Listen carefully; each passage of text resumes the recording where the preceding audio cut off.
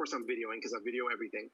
And I said, sir, why are you painting the bunny black? Because there were two white bunnies. He said, oh, with everything that's going on with the George Floyd protests, this is my way of telling the world that I believe that your life matters. And my jaw hit the floor, and I'm like, wait, my racist old neighbor across the street actually isn't? And so I had to confront my own bias. I had to really lean into my empathy. And let me show you what happened, and then we'll wrap it up. Watch this.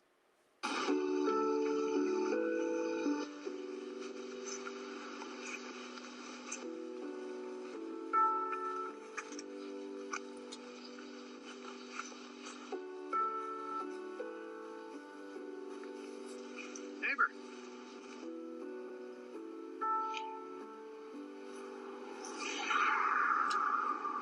Had to come over. I saw your black bunny. That's all you're saying. I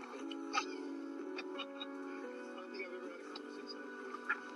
I've only lived here since, I think, 64. Oh, that's it. Well, I've always seen these, and I wanted to come over and say, well, why'd you paint that one black?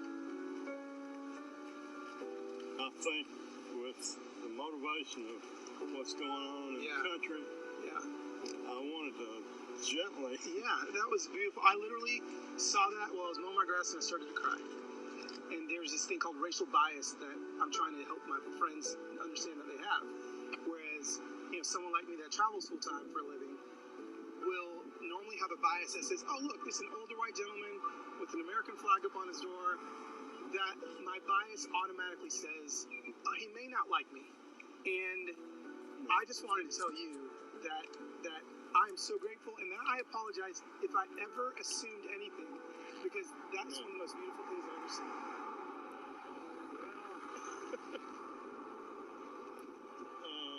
When I was growing up, for some reason, my mother hired a black lady to keep the house up. Yeah. Laundry, food, cooking, Yeah. raised me, all that stuff. Yeah. And she was a black lady. It was a servant. Yeah. Yeah. And she taught me how to do everything. Yeah. And I never felt any indifference Wow. for her. Yeah. And for blacks. Sure. So, I could do more.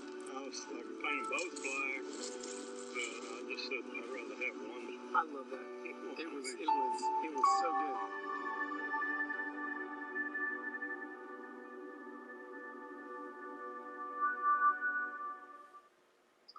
Be human, see humans, treat humans. I believe that is our step towards becoming better together. I have like an hour-long talk I could give, but Harris, I'll throw it back to you, and we can riff for a second. Thanks for letting me share for a few minutes. Tears in the chat, and I know this because we're friends, but this doesn't come from a place of like, what can I do that'll make them all cry? It's what can I do that will invite them into an understanding that there's a higher level of storytelling that's possible, and with it comes an immense amount of challenge of our biases, but also so much more joy and peace and satisfaction that comes from learning how to lock arms in a world that is so divisive right now. No, absolutely. I mean, I believe that is exactly what we need to be doing. It's vital that we lock arms together. Yeah, and you do that so well. Yeah. We touched on this briefly this past spring at SoloCon, but I know we're out of time, but I got to ask you, for the people out there listening that are like, Carlos, it's so easy for you to do this, talk about this stuff because this is your thing. My thing is wedding photography, or my thing is, raising money for animal shelters. And then all of us, like, are you telling me I'm supposed to speak up about these other issues? How do we navigate some of the messiness around that? Because you do that so much. No, I appreciate that. I think, Harris, that first of all, look where you're at, where are you planted, and the second point, see humans. Who are the humans around you that you can see? Who are the people at the wedding you can see? Who are the people at the fundraising events that you're doing that you can see? There are people. If there's a human there, there's a need there. If there's a human there, there is somebody that has a story that could possibly be shared, or maybe just shared with you. I like to say it this way. don't stand on issues, right? Because issues are hot, right? Like Hot Topic, I have a friend of mine, Kaylee Dickerson, that says, if you want Hot Topic, go to the mall. That's not what you're going to find from me. Don't stand on issues, but walk with people. That is going to change the game. If we start just walking with humans, walking with people, then guess what? Every issue is a human, right? We no longer have to like debate about this or that. No, let's find people that are hurting, and let's find ways to help them. And so, if you can find a way to use your storytelling ability to free somebody, whether it be financially, I mean, just in the last 24 hours, my Instagram community raised $115,000 for a friend of mine that was on a ventilator for a month. I can't work. And I just watched it, like I'm sitting here and here, just real quick. Let me tell you this. Already I'm having to like coach people on empathy in my comment section on my Instagram, because people are like, they're standing on an issue. They're saying, oh, well, they're asking the question, was he vaccinated? Was he this and that? And what they're doing is they're making a decision to stand on an issue, not to walk with people. And so I get to help coach people and help them realize, no, you're asking the wrong question, okay? Don't stand on issues, but walk with people. When you do that more often, I promise you're going to find more ways that you can carry somebody else's story and become better together. Yeah, man, so good. So at Loswhit, LOSWHIT, if someone wants to become a member of the Instafamilia, as you call it, and is giving still open for your friend? Yeah. So the story will fall off in 24 hours, but while it's up there, give away. Amazing. You're an inspiration, my friend. I love you, bro. Thank you so much for taking time out of your travels to join us. Thank you guys so much for having me. All right. Safe travels. Carlos Whitaker, ladies and gentlemen. So much to learn. I learn from him all the time just by the way that he interacts with the world through his social media accounts, all the different platforms that he's telling stories on. So follow along, pay attention. He's one of the voices that I feel like is helping us learn how to be better together. I hope that was inspiring for you and that you took away some nuggets. There was some really good wisdom in there. And speaking of wisdom, I want to introduce you to another wise human being who is quickly becoming a friend through our short phone calls. She was going to join us at Story this year. And when the whole transition happened and things got postponed, she was one of those voices I was like, I don't think we can wait to hear from her. We want to learn from her now. And her name is Elizabeth Lesser. She is the author of the book Cassandra Speaks. And this is not me trying to pitch the book to you. I know we saw some comments earlier. It's like, why are we constantly doing pitching and infomercials? This is not infomercial. If you're not interested in the books, that's fine. No one's trying to sell you books on here. We're just trying to inspire you. But it's a way of saying, here's who this person is and some of the love that they're putting into the world by way of birthing a book. And so, Elizabeth, thank you so much for taking time out of your busy schedule to join us here at Better 2021. Hey, thanks for having me. It's kind of amazing that it's actually happening after all your planning. I know how hard it is, how much you went through planning this. So thanks for having me. Yeah. Well, as the founder of an amazing organization who's also doing events on a regular basis, I know you're kind of in the arena with me. You just wrapped up a big event, and so we're in this together. Yeah, for sure. I know there's so much we could talk about, and this book is in no way the fullest picture of all of the different ways you've contributed to the world. There's so many different facets to your work. But in light of this theme of being better together, I want to zero in on this conversation because the subtitle is When Women Are the Storytellers, the Human Story Changes. I love that so much. Tell us what you mean by that. How does the story change about human history when women are the storytellers? Well, they often say that history isn't what happened, it's who tells the story. And it's not a hidden secret that the storytellers, especially in ancient times, but really not so much, it isn't a secret that men have been the storytellers throughout history. I mean, if you look at the great texts, whether it's the Bible or the great literature, it's men who were telling the stories. And it's not that those stories are necessarily wrong or bad, they're just incomplete. So when I was thinking about writing this book, I wanted to go back into some of the oldest stories that I feel stick to us. They're in our DNA, whether you're a woman or a man. What does it mean to be a hero? What do heroes do? How do heroes act?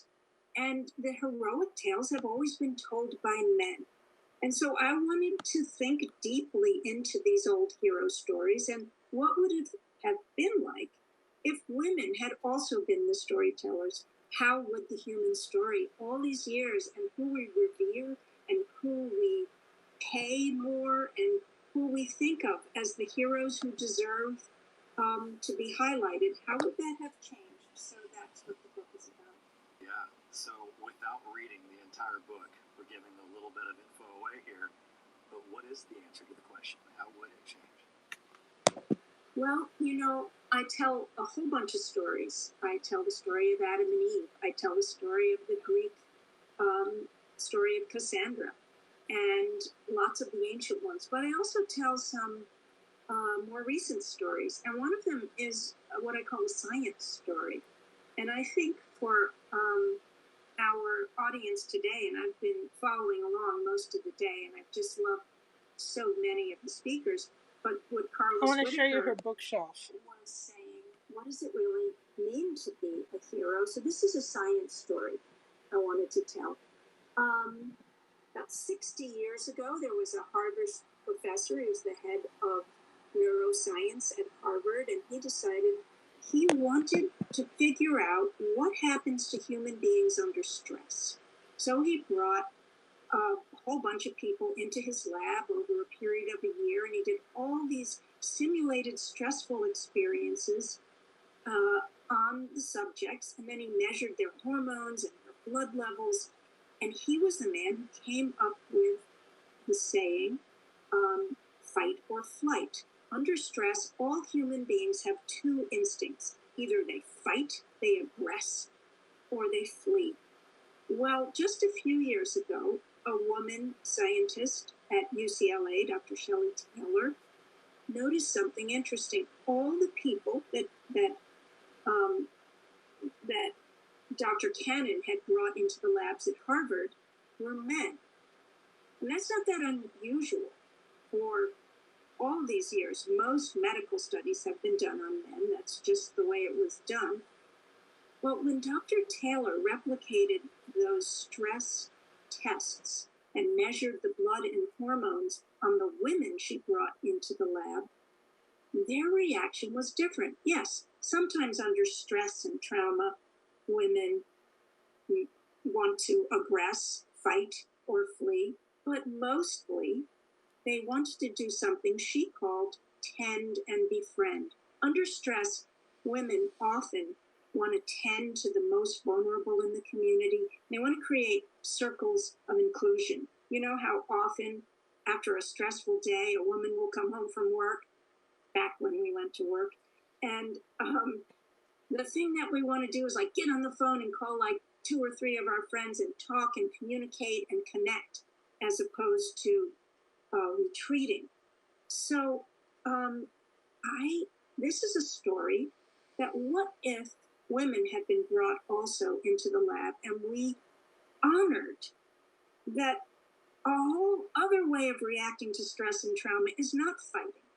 It's actually tending and befriending. What if heroes were seen as the people who don't want to aggress and don't fight, but instead want to tend and care? Now, of course, not all women are like this and not all men are like that. But when women's stories are left out of the human story, all we think about as a hero, are the ones who go out into the battlefield. I mean, look at some of the more recent stories that, like, let's say, I was so excited when Wonder Woman was going to become a movie. I thought, finally, we're going to see a hero who does some tending and befriending. But no, she just had to be fit into the old role of, like, she goes out there looking hot and she's hand-to-hand combat and fighting. And I'm thinking, I don't think so. I don't think that is what so many women want to do under stressful situations. We don't want to go out there and fight. And lots of men are like that too. I propose that the tend and befriend instinct lives in all of us.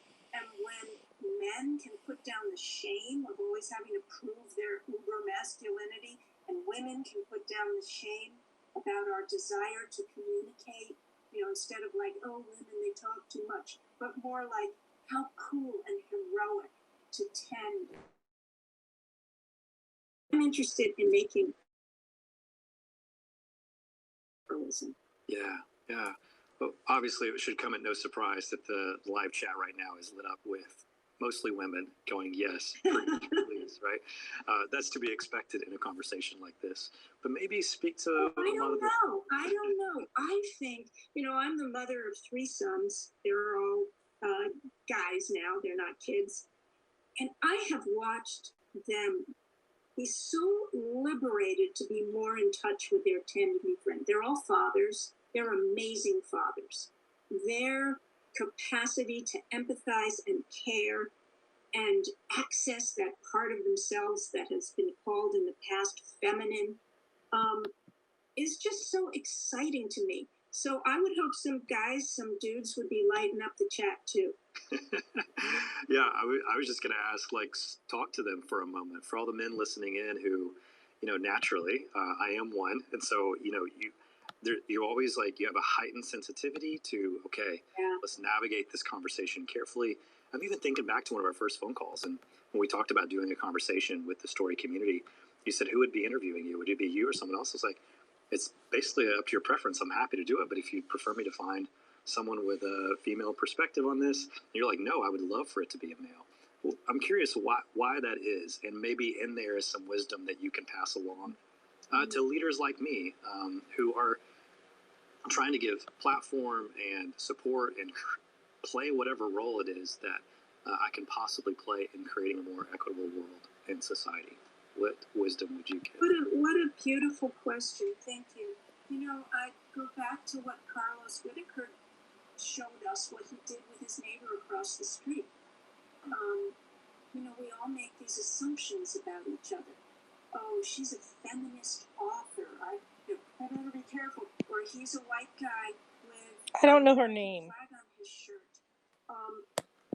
The fear we all have of each other, especially now in these heightened times, in these divided times, that we just, we either are way too accommodating, or we shut down, or we're scared. So I would say the very first thing we all can do is just what Carlos did when he walked across the street and said, why are you painting the bunny black? Mm-hmm. Your question to me right now, or your question back then, who would you like to interview you? I just think the brave conversations are so critical right now, as opposed to, I better say this correctly, I don't want to offend, to I love do her what he did, bookshelf. and to do what you did right now. It's not rocket science. It's not even that difficult to just be human with each other and to say, I'm kind of afraid of saying the wrong thing to the women at work here. I just to say that, to be vulnerable and to bring it out into the open instead of hiding behind a way you think you want me to be, and then behind my back, I'm not saying you do this, Harris, but behind someone's back going, oh, those women, they're so this and that.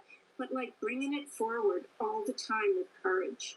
Yeah, it does take courage. If I'm really vulnerable, it's like none of us want to get canceled, right? We're still providing for our families, many of us, and it's one of those situations where it's like, okay, am I walking on eggshells? Is this a safe place?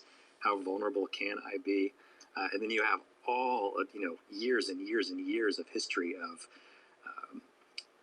all these really inaccurate definitions of what it means to be a male and expressing emotion and displaying feelings. And it is messy, right? And we're trying to navigate it together. One of my favorite parts of your book was actually towards the end where you got super practical.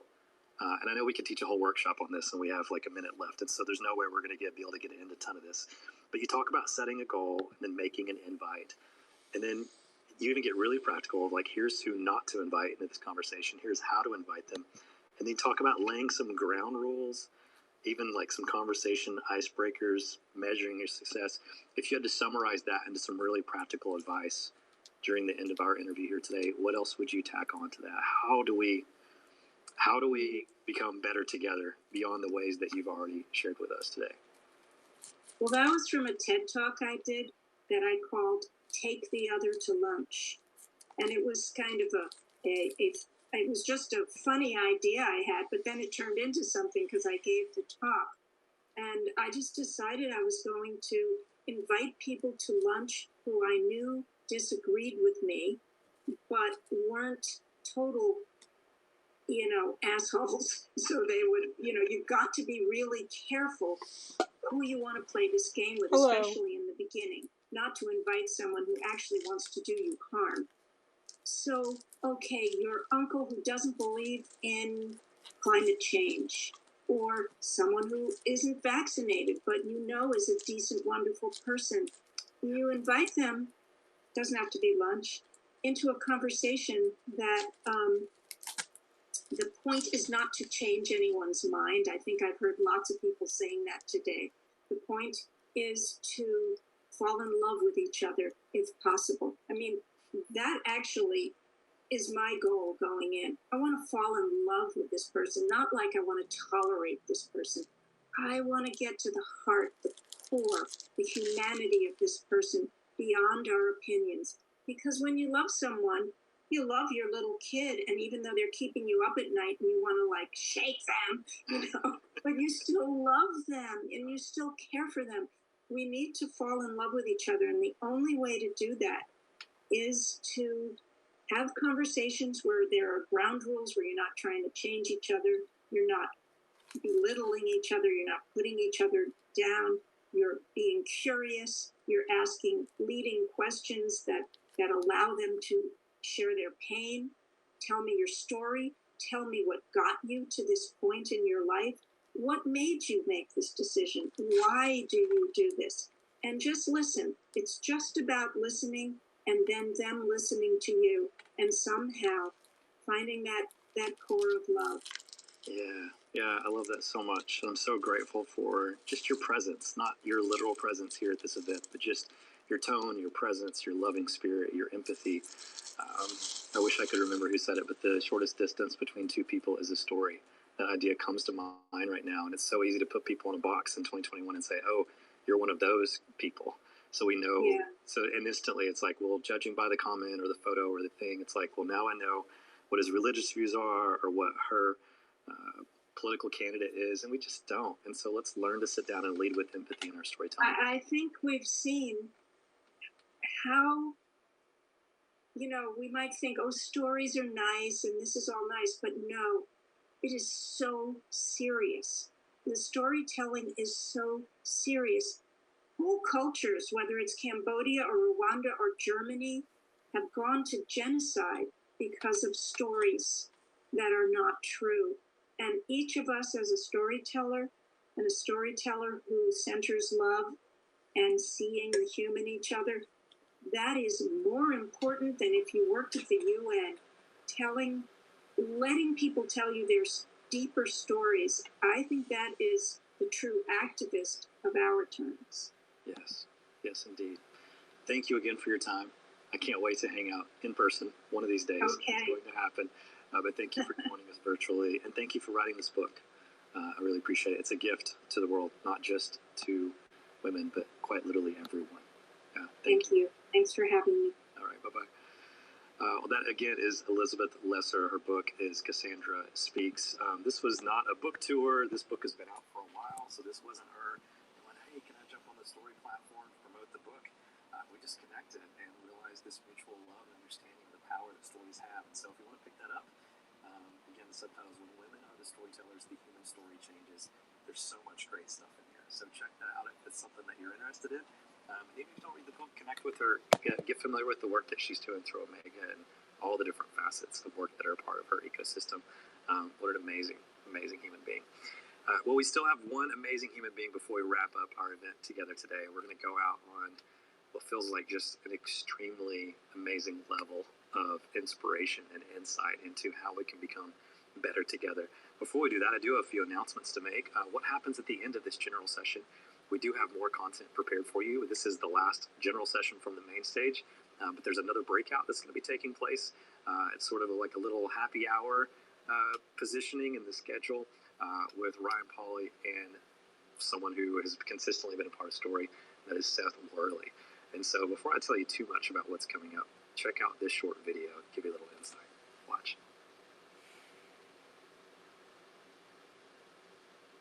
Hi, I'm Ryan. And I'm Seth. We've got a new podcast called The Writers' Room Game Show. Every week, we generate an original feature film idea from scratch in under 60 minutes, working from a set of random prompts given to us by a big Hollywood studio. Here's how it works. At the top of each episode, the studio assigns us 4 things. The genre, body horror. The tone, lighthearted. The target audience, 6-year-old girls. Yikes. And 1 studio mandate, which is basically a random thing the studio is required to do. Must feature a dragon in the 3rd act. So any given week, we could be outlining a whimsical political thriller for teenage boys starring Whoopi Goldberg, or a depressing drama for the elderly that takes place in the Fast and Furious universe. Oh, God, friends. No family. This is Vin Diesel. At the end of the 60 minutes, we focus group our idea with one of our talented filmmaker friends and ask them actual dumb focus group questions. How likely are you to see this movie? Would you recommend this movie to a friend?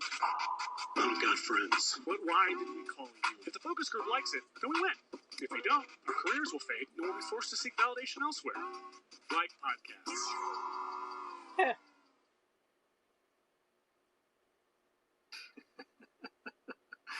All right, so that is a brand new podcast from Seth and friends called The Writers' Room Game Show. And here at Better, Seth agreed to come do a live version of this. And so essentially it's going to be a virtual interactive session for all of you to jump in and be a part of the game show. And so if you want to laugh together on the heels of an event that's about getting better together, that's a great way for you to participate in that. So that'll start. There'll be a short break at the end of this session. A few minutes later, go grab some water or a beverage of choice, make yourself a little snack, something like that. Sit down. That'll be under the breakouts tab, and they'll be ready to rock and roll with the Writers' Room Game Show. So don't miss that. That's coming up soon. A couple other announcements for you. We've been asked repeatedly about the content. Obviously, we are going to make that available to you. Again, I'm always sensitive about this stuff because people are just like, oh, stop with the promoting and the selling of stuff. And to be honest with you, I don't know if you've been to a lot of other events where most of the event is spent trying to sell things, especially if it's a free event. That's not just how we roll. It's just not how we roll here at Story. We tend to lead with generosity and just try to pour into you. And so I would just ask you to keep in mind, this has been a completely free experience for you. We made this available to you because we wanted to continue the momentum into 2022 in the light of the fact that we couldn't gather together in person. And so we made this completely free, and hopefully you can tell a lot of resources were invested from a lot of different people, not just financial resources, but investment of time. All of these authors that I keep telling you about their books, they were incredibly generous with their time to come and share with you, and you did not have to pay anything for it. And so at the very least, we take this opportunity to tell you about your books. That's a way of showing them a little bit of love and support for the ideas that they gave freely to you today. And if you want to be able to go back and relive any of these experiences, or maybe catch some of the content that maybe you missed, we are going to make those recordings available to you. So I'll tell you about that in just a second, but let's give some of these books away to some people. Remember, these were based on engagement in the chat. So Justin, you are getting a copy of one of my favorite books, Becoming Better Grown-Ups, by the amazing and magical Brad Montague. So we're going to be in touch to get information from you. The Story Dash book by David Hutchins is going to Catherine. So if you see your names, we'll plow through these quickly. You know your last name, so I'm not going to try to pronounce them correctly. Sherman is getting a copy of John Booker's book. I talked about that last night at the pre-conference check-in, The Storytelling Almanac. So congratulations to Justin, Catherine, and Sherman. Again, these rewards were based on engagement. And so we ran a little thing and selected some people, but let's give away 3 more books, shall we? What is on slide number 2? All right, so a copy of Elizabeth's books is going to Dana. A copy of Michael McRae's book is going to Kermit. And some random guy's book called The Wonder Switch is going to Allie. The team was going to stick mine in there. Did not ask them to do that. All right, so there's 6 books for 6 people. That's our way of saying thank you for engaging. Time spent on the platform, your activity in the chat. Congratulations. The team will be in touch to get your mailing address, and then we'll drop you out free copies of these books. Let's talk about the content. Again, I'm not going to spend a lot of time trying to convince you as to why you have this. Hopefully it's been obvious by the level of experience that you've had today. These are, I'm just going to be frank with you, these are crazy prices. We're going to make the content available starting on Monday of next week for $97 of this entire event. all 3 of our main stage general sessions, and all 10 of those workshop style breakouts. That is a ton of content for you to go back and review to, implement skill sets, raise the bar on your storytelling that will have a tangible return on investment. If you want to go ahead and order these throughout the weekend between now and Sunday night at midnight, we're going to knock off almost $20 and we'll just make them $79. $79 for all of the recordings of Better 2021. Story also every single year does something called a legacy bundle, where essentially we take all of the content from each year's conferences and we just continue to add to this legacy bundle. And typically that's $197 throughout the weekend. You can get the better content from this event, which is not better than this content, it's just the better content. And yet 5 of the years of all of the talks. We had so many breakouts last year because it was virtual, so we could scale that a little bit more than we typically could in a physical space. Last year, Story 2020 was so content rich. There was so much good stuff in there. So you can get all 5 years worth of content plus everything from today from Better 2021 for $179. So those prices are only good through the weekend, and then they're going to go up to $97 and $197, which is still an amazing deal. And remember, if you enroll in the Storytelling Leader online, we're going to give you the better content for free. That's our gift to you and our way of saying thanks for investing in that program and jumping into that community. All right, so I believe by now, yes, the link is in the chat. Thank you, Kate, for that. She is quick with those links. So it is pinned at the very top of your chat window if you'd like to check that out. Now, we're better together. In a second, you're going to hear from someone who really embodies this idea, becoming better grown-ups. He's writing about better together.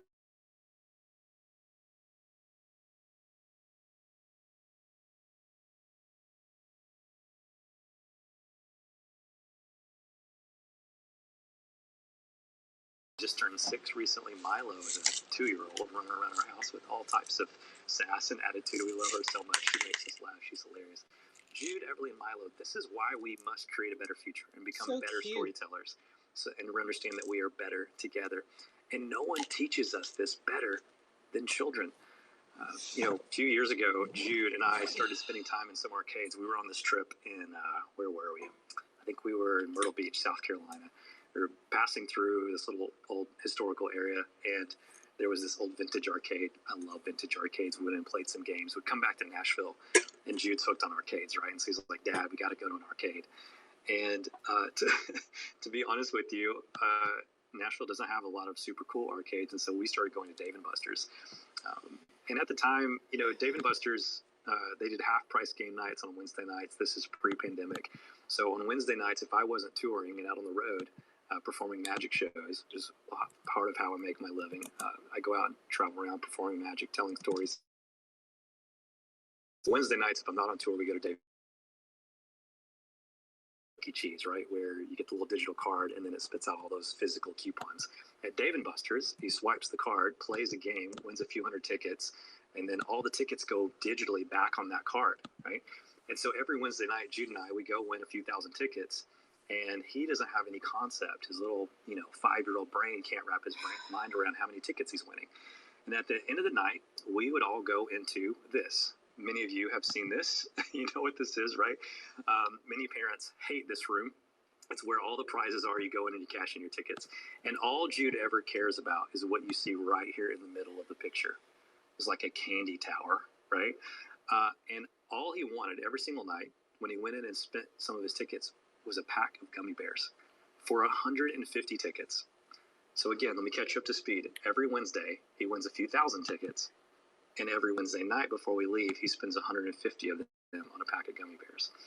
We repeat this process week after week after week. The season starts changing. Spring's coming. I start to feel a little convicted as a dad. I'm just like, this is a lot of arcade time at Dave & Buster's for a 5-year-old. Even though we're having a blast, I think we should take a break, which means we should probably spend all these tickets.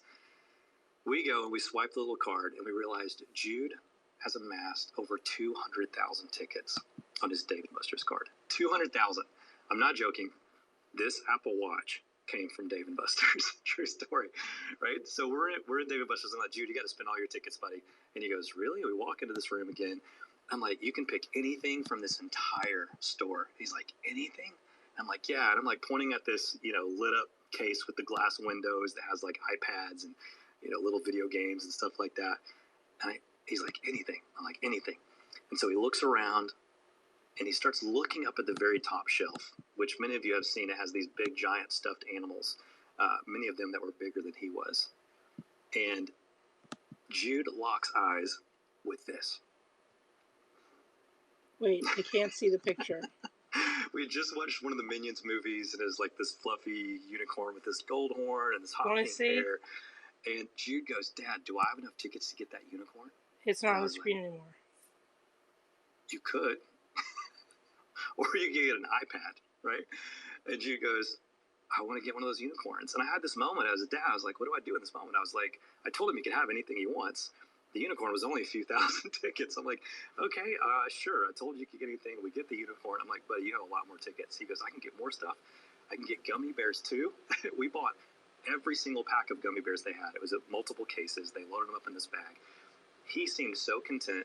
We still had like 180,000 tickets left. I got myself an Apple Watch, right? We bag all this stuff up. We're walking through Dave & Buster's. And when we're walking through the parking lot to our car, Jude is beaming. He has this huge smile. He's grinning from ear to ear. And I had this moment as a dad where I looked down and I was just like, man, he's so happy right now. Jude, are you happy about your unicorn? And little 5-year-old Jude looked up at me and he said, yeah, Dad. Sissy is going to love her unicorn so much. Oh my gosh. Now, I perform what a lot of people call magic for a living. Which is ironic because it's not really magic. They're just tricks. That's what magicians perform, are just illusions. And that day in that parking lot at Dave & Buster's, Jude did not pull out a deck of cards and be like, Dad, pick a card. But I certainly experienced some magic that day. The real kind, right? It stirred my imagination. It awakened the wonder of my heart. It allowed me to see differently. Because the narrative that I was living and operating out of was different than the narrative that Jude was operating out of in that moment. You see, as Carlos was saying earlier, Jude, he's not the hero in his own story. At least not in that moment. Right? He was thinking about his little sister, Everly, and he didn't look at the world and see scarcity. He didn't look at the world and think, I have to hoard this all for myself. There was just magic and possibility everywhere, and he was thinking about others. My friends, we are better together. So what can we learn from these little kids? What can we learn from the next generation? And how can we as storytellers create a better future and do better work and understand that we can do so much more together than we can alone so that we can shift the narrative for the next generation? Well, as I said, here to teach us about how to become better grown-ups and probably so much more, as he always does, is Brad Montague.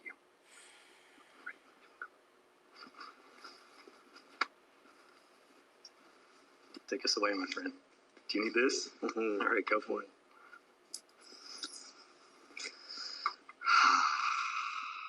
Friends, Romans, countrymen, readers, writers, authors, illustrators, content creators, content creators, illuminators,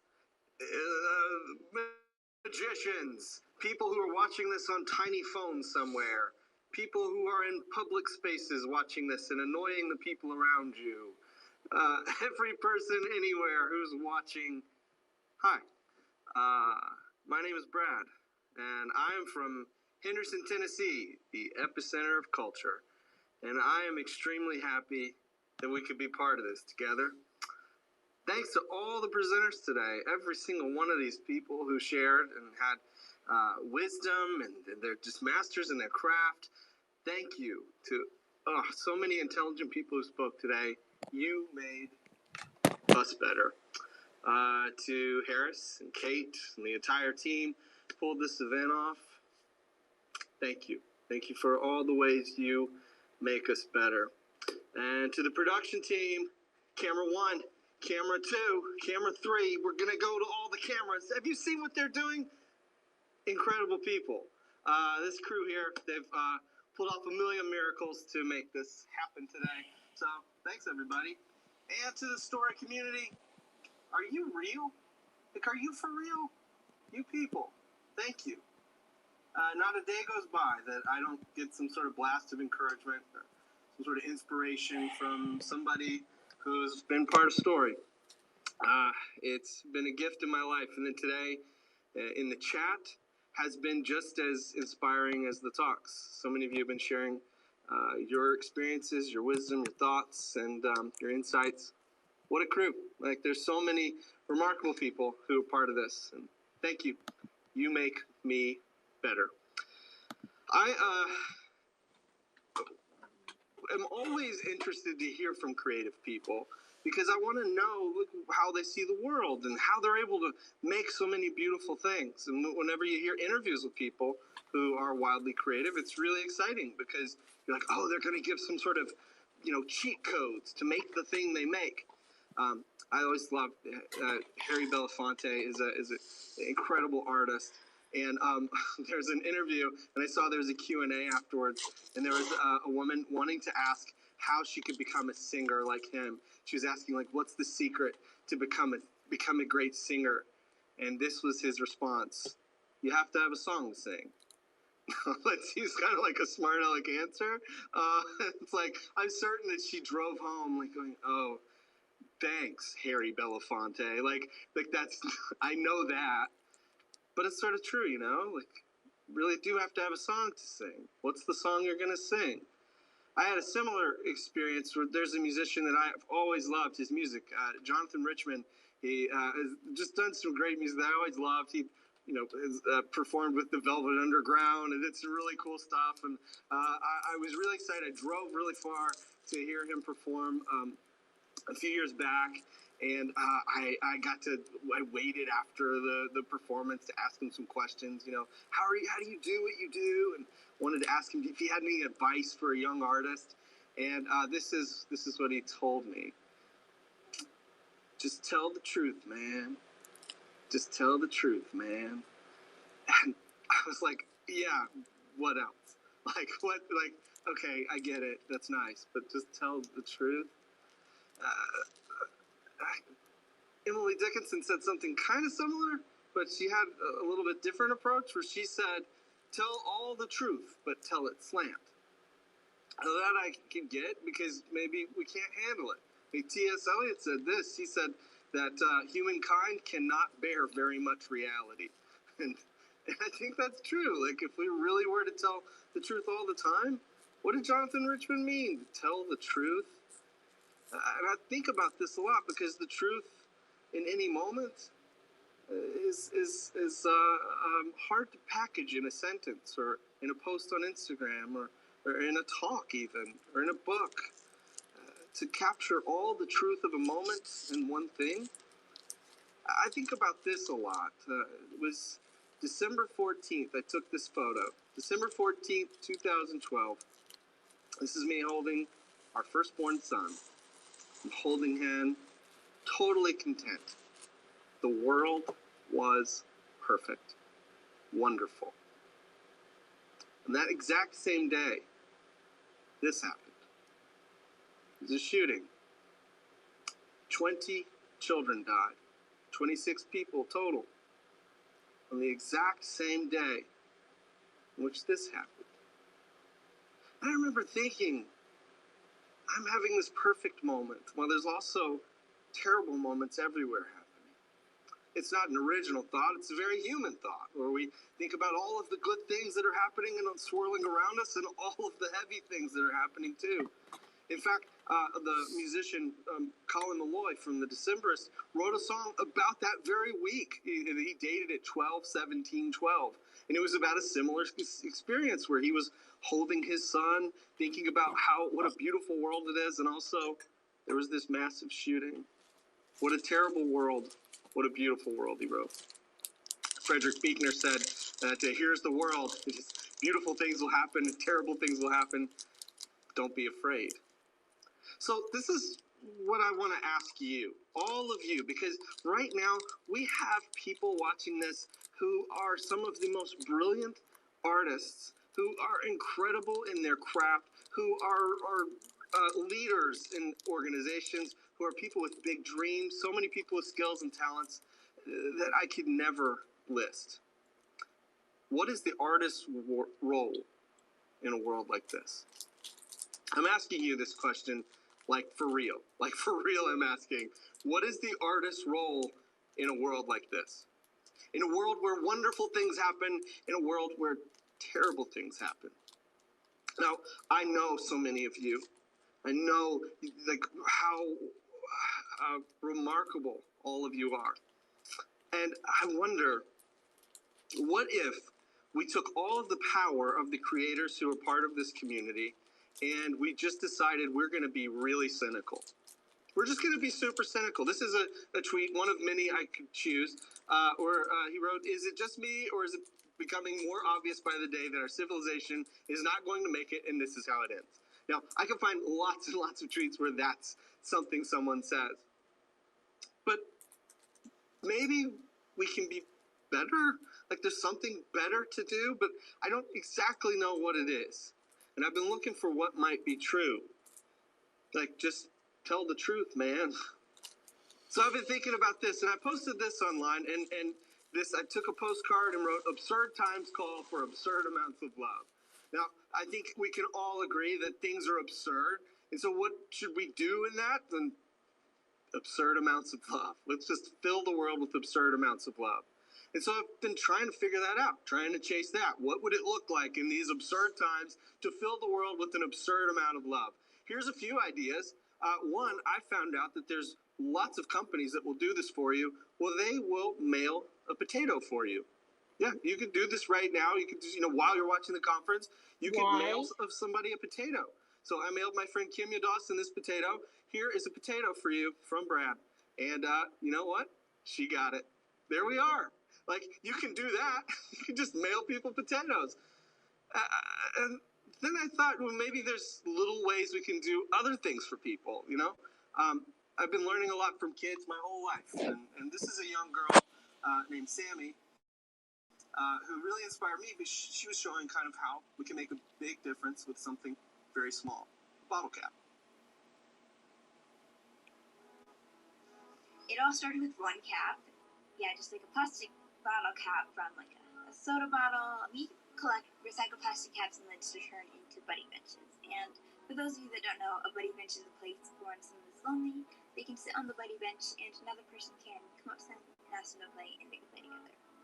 I've been lonely myself and it's not a good feeling at all. So I didn't want anyone else to feel that way. We would shoot for one buddy bench in 1 year. I made like some announcements at our school over like the head speakers. That was kind of cool. Did an assembly in front of the whole school. That was kind of nerve-wracking because I was just in 3rd grade at the time. The whole community helped. My school, local coffee shop, baseball team, everyone. It took actually 400 pounds of plastic caps and lids just to get one 6-foot buddy bench. Got the whole community to help. And we completely beat that goal. We ended up getting 3 buddy benches plus extra caps in just 2 months. Just so amazing to see. And it was actually a surprise to me that one of the buddy benches said Sammy's buddy bench instead of just buddy bench. My mom surprised me with that. Come here. And I thought that would be it. That would be the end of the project. But no, I've ended up helping over 150 schools and groups get buddy benches.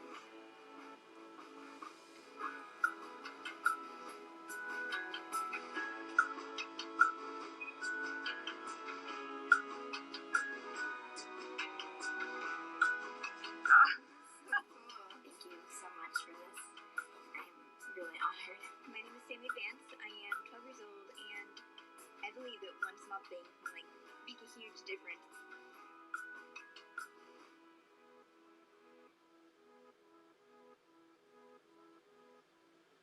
So I was so moved by the fact that here's this young girl who sees a big problem in the world and then sees a really small thing like a bottle cap and said, hey, we can do something. We can help create a world where there's more friends. So my wife and I started doing this thing where we make these homemade awards. We call them neighborhoodies. And we splash them with glitter, and we send them to people who are making the world a better place. And it's just a fun way to make a connection, celebrate, and honor them. And we'll send other things to encourage them.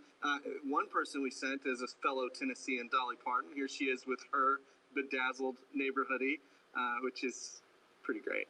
And another recipient of a neighborhoodie is some of you may remember from Story. Ekash here, this remarkable kid he's this young person who said, I don't just want to watch the news. I want to go and see it for myself. And I want to meet the actual humans and tell their story. And I just have been so moved by him and wanted to encourage him. So we sent him a neighborhoodie. And then because, he's part of the Story community and you people in the Story community aren't normal, he got this award and was like, wow, thanks, Brad. Let me give it away. So he gave his award to a young girl in Iraq because that's what he does. He sent me this picture and I just lost it. Little things can be a big deal. Another thing that I found that's been kind of fun to fill the world with absurd amounts of love.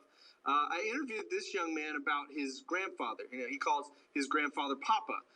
He's named Norman. He's helpful. He's loving. He's caring. He eats cereal at 10 p.m. He's his role model. And I got all this info about his grandfather. And then I found this website called Fiverr where you can hire people to do things. I hired this DJ to record an epic drop for this kid's grandfather.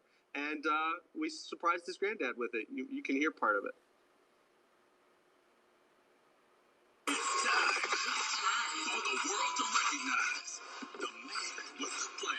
You know who it is. Some call him Norm. But to me, you're more than Norm. It's Papa. It was so incredible to see his face whenever we finally revealed the full drop. There's lots of explosions, there's elephant noises and glass breaking. And I got so hooked on the fact that you can hire a DJ to do this stuff that I have one made for my wife. If you know my wife, she's this incredible person that makes so much magic happen. And this is the DJ drop they made for Christy. Am I right? To meet the woman who runs the world. She's a published illustrator now. Legend. She's super good at recognizing random actors and TV shows. She's Christy. About time this woman got some applause. Tell me about it. Yes. So now I'm on a mission to make DJ drops for every person in the world. We run a summer camp, and there's a lady who's been working there for decades now. And so, of course, she got her own DJ drop. We're doing them for everything. So why not? Absurd times. I think it's been a practice in learning and being reminded that, I want to do big things, but it's these little things that make a big difference. 10 years ago, I discovered someone had known this for longer than I. I wanted to do something really big for the men and women in our community who were homeless. And then I found out that actually the thing that the shelter needed was socks, just socks. And socks are one of the most needed but least donated items often in a shelter, especially in months right now as they're preparing for winter. And so we declared the month of October Socktober. And this is the 10th year of Socktober. And it started just in West Tennessee in a small town. And then now it's in all 50 states and on every continent where people have done Socktober. And in fact, last year, this is really cool. My sister-in-law sent me this video. They were watching Jeopardy, and what would happen? This is one of the last episodes with Alex Trebek. They mentioned Socktober.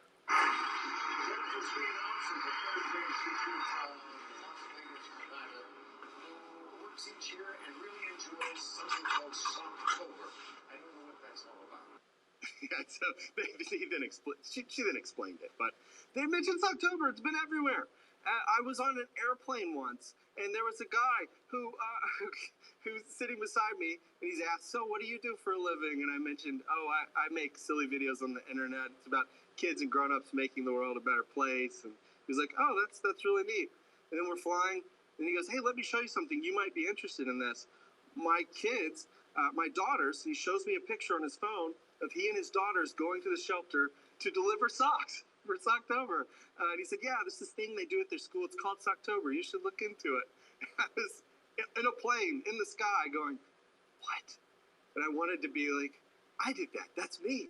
But instead, I just sat there in total amazement at how a little idea can find a lot of people. And I could be in a tube in the sky, and here's this guy who'd been impacted by it somehow. There's a group of kids who did a Socktober drive. But Jonathan Richman said to just tell the truth, man. So I told you those things are fun stories to tell. Because, Whoa, what? Where did it go? Damn.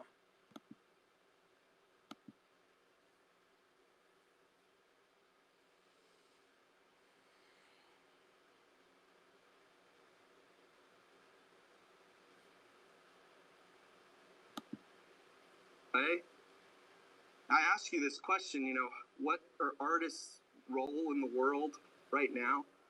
I ask you that because I really do want to know. I haven't posted on the internet in over 3 months. I posted about this event because I was excited about it and hoped you would be part of it, but I haven't known what to do or say, how to be, just feeling. My friend Jennifer Gerhardt's a writer, and I was explaining this to her, and she put perfect words to it. She said, Brad, I think what you have is a vulnerability hangover.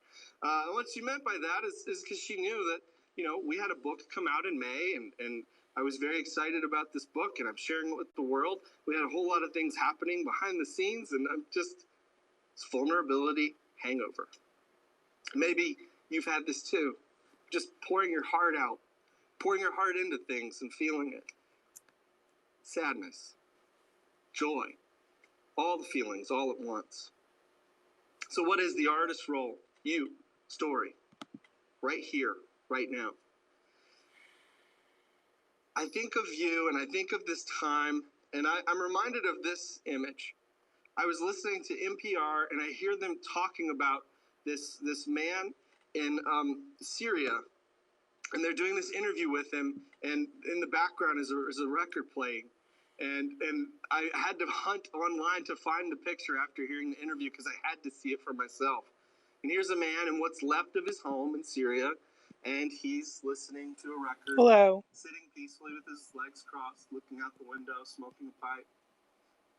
Like, listening to this record. Because it brought him peace in that moment. A little bit of a window into the world that could be.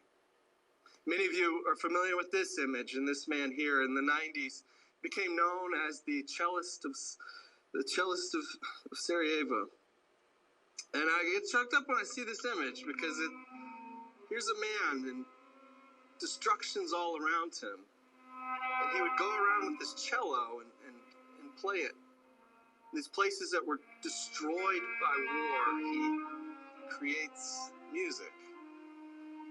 This creation, but also this lamentation, this just odd image of beauty amidst brokenness, a masterpiece in the midst of a mess. Think about all of you, where you are right now. I know it might not be this image here. Maybe this is us. This was in Philadelphia a few years ago. They discovered that there were all of these this underfunded schools, all of these instruments were broken. And so a group of people came together and formed the Symphony for a Broken Orchestra. You can hear them attempting to play together here. And they came together, broken instruments, to perform music together. And maybe that's what it's going to be for a stretch. Just all of us, these broken instruments, making a symphony together. And here's what I do know. That you help us all to see glimpses of the world as it could be. Harry Belafonte said that you have to have a song to sing.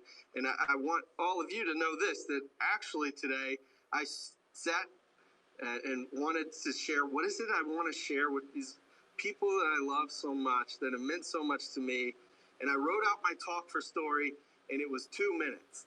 and I went, oh no, it's got to be longer, and Harris is going to want it longer. So here at the end of the talk is the actual talk I wrote that I'm going to share with you, because I think this is something that we need. This is what I'm inviting you into, what I want for myself, for you people who I admire so much. This is the Absurd Manifesto. Because all of us watching this right now, we could have taken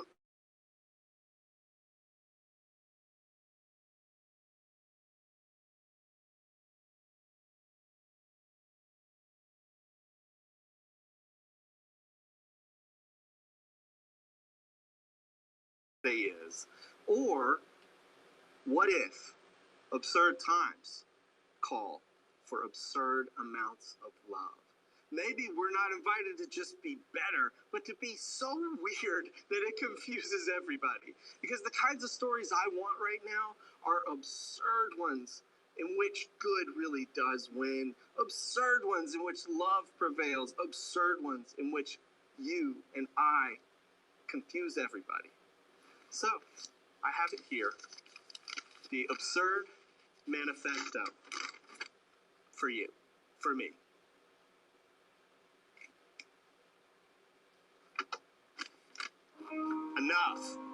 Enough already. Enough with business as usual. We declare it is time for the unusual. It's time we muster all the creativity we can, all the compassion, all the corn dogs, and take what could be into what is. What should be into, oh, we already did that. Absurd times call for absurd amounts of love, and these be absurd times. We humans are spinning on a rocket a little over 1,000 miles per hour. Today, our hearts beat over 115,000 times. Nearly 360,000 babies were born today. And here we sit trying to unsubscribe from some email newsletter we don't remember signing up for. No more will we allow ourselves to become fatigued by the familiar. No, we will be witnesses of many wonders. The noticers, the stargazers, the people pointing and saying, whoa. We will be the weird ones crouching down in Walmart parking lots, urging strangers to come check out this cool bug we found. We will be the returners of shopping carts, the senders of surprise ice cream, the people who answer telemarketers and ask them about their relationships. We will be the absurd ones in a world of closed doors. We will be front porches, welcoming one and all. Yes, even that guy. I know, absurd love doesn't make sense, but it does make a difference. We'll create bonfires of belonging, and around the bonfires, we'll share absurd stories of courage and wisdom, stories of hope, and humanity, and s'mores. We'll eat s'mores and get it all over ourselves, because we're over ourselves. Absurd times, you know, and not a lot of time at that. 168 hours in a week, 112 if you subtract for sleep. We'll discover that absurd love defies all rational thinking.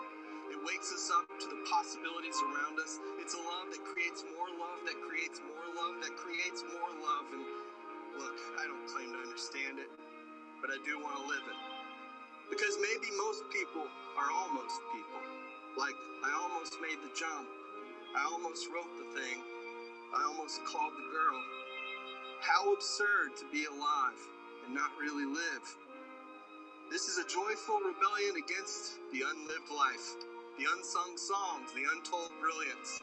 This is an invitation for you and me and all of us to dance down a new path. The path of infinite possibilities is paved with love, love, love, love. An absurd amount of love. So I'll meet you there. To the absurdity. Thank you, Stork.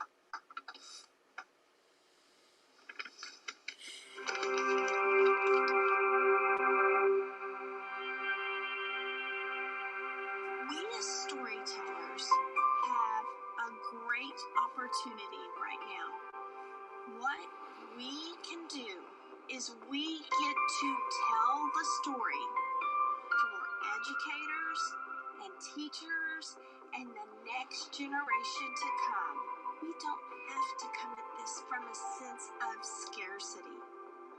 Let's come to it from a place of abundance. Let me thank you for being a storyteller. because you are writing the story for our next generation. You are the one that is going to make the impact on how the narrative is being told. Can you see the future? Can you personally see the future? Can anybody actually see the future? The future hasn't been written. There's nothing that's certain about it. It's wide open in front of us.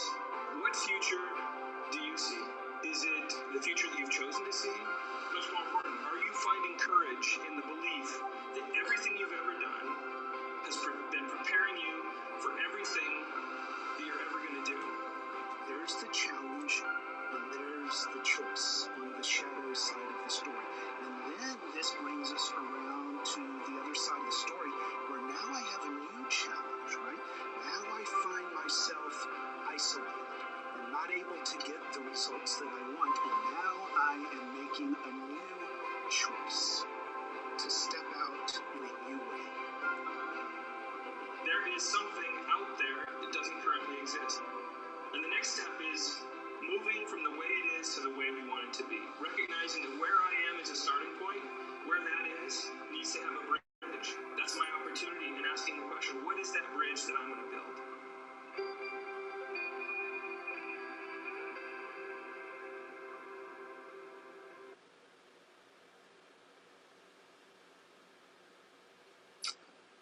Magic. Real magic. That's what today has been about for me. Maybe some of you call it something different. But it's magic, and it's that word that we use when it doesn't feel like any other word suffices to describe the experience. And so I just want to finish by saying thank you. That's really a thank you. Thank you to Brad for the manifesto. Thank you to all the other speakers that joined us, all the breakout instructors. Thank you to Mick, who just edited that video at an unbelievable pace. Thank you to Bex, who created this amazing artwork and inspired literally the creative direction of this entire event. Thank you to my wife, Kate, and the entire team, and another room that's sitting and working away on laptops trying to serve you and get you into platforms and answer questions. And there's so many people involved in an experience like this. And ultimately, none of it really matters unless you show up. So thank you. Thank you for being a part of this beautiful story community. It feels like we have some marching orders and a manifesto. Hopefully by now, you're just a little bit better than maybe you were this morning. Not perfect, just a little bit better. And so as we come out of this event and step into what's next, may it be a better future that we write together. May we become better storytellers who do better work. And hopefully we can understand now that we are better together, because we can accomplish so much more together than we ever could alone. I think Steve Jobs is right. You, the storyteller, are the most powerful people in the world. So let's go see the future and create it together. My name is Harris III. It's been a pleasure to have you here on this broadcast. Thank you for being here. I'll talk to you again very soon.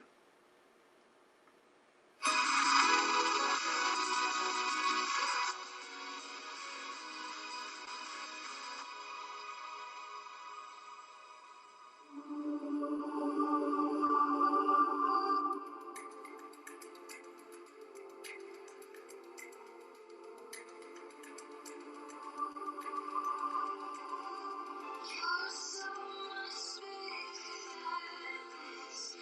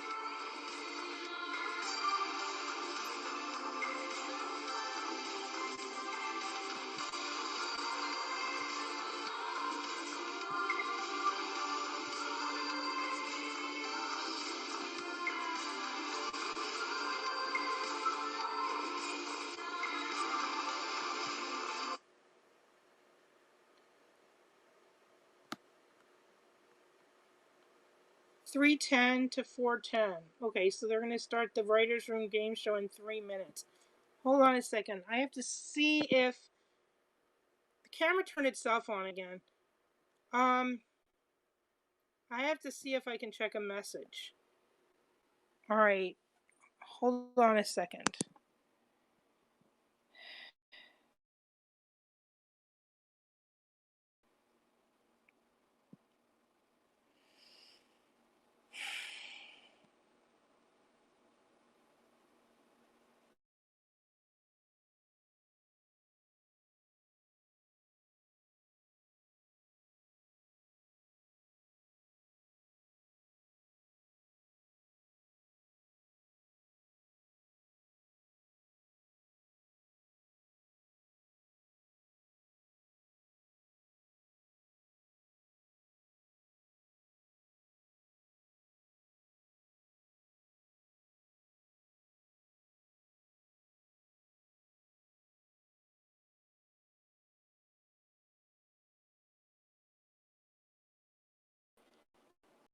Okay, we're still here, but I wasn't able to check my message because it...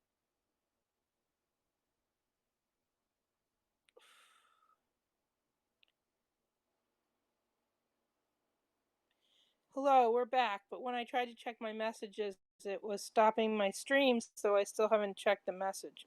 Hold on a second. And I need some caffeine. Let's see if this is live.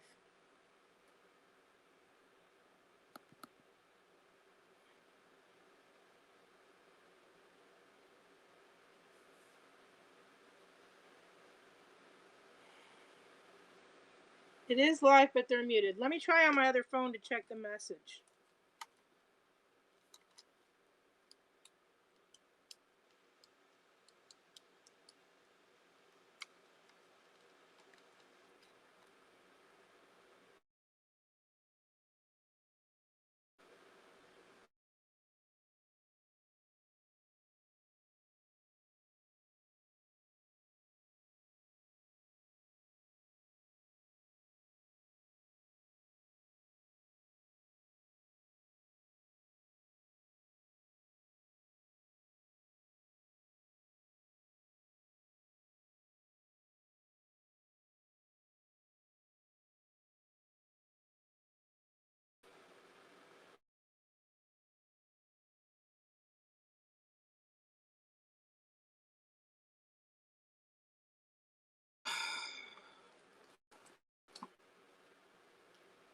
I got it.